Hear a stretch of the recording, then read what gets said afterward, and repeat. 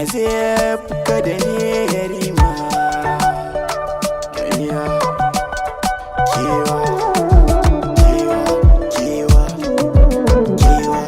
kewa.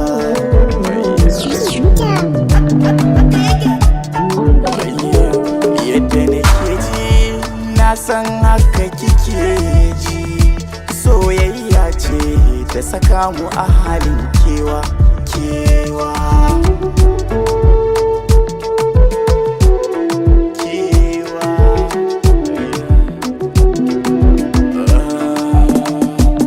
Assalamu alaiki baby, na ki nazartu akan faɗan da muka yi sa hankali karatu.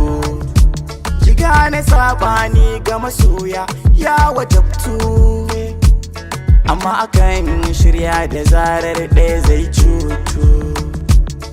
A sakan da na bar ki kunci nai afukawa, game da hauni damuwa raina ke bubbukarwa.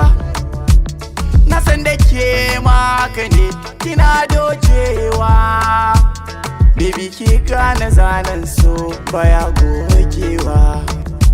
Baby idan na yunkura na tandara na gangara, sunanki nake gani dara-dara a zuci bai gogo ba. Kewa nake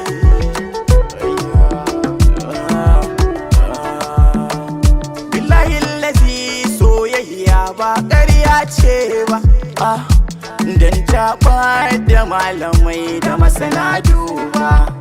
Soya mai da jahili kamar wani masani babba, ya raunata yara manya ba zai kyale ba. So ne ya saka ni gani nan kamar dan maula, sako na wasabu na tura miki kin ki kalla. Na san da cewa kina gani ina yin kwalla, tsantsar so ya sa dan kwali yake jan hula. Ruhi na kin markaɗe, ki rairaye kin tankaɗe, labulan zuciya kin bankaɗe, hijabin bai wuce sanki ba.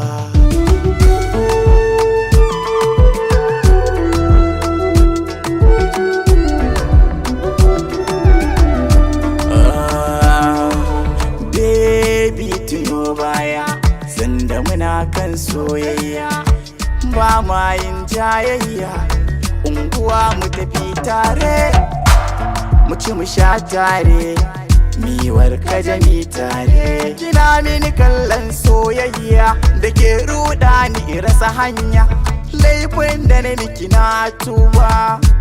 Baby ina kewa, ina cikin kewa, kin san ina son ki, wallahi ina son ki. Baby ina son ka, ina mutukar kaunar ka, ina kuma tsabar kishin ka. Ban so in ga an rabe ka, tsantsar tsabar kishin ka, ki san ji haushin ka.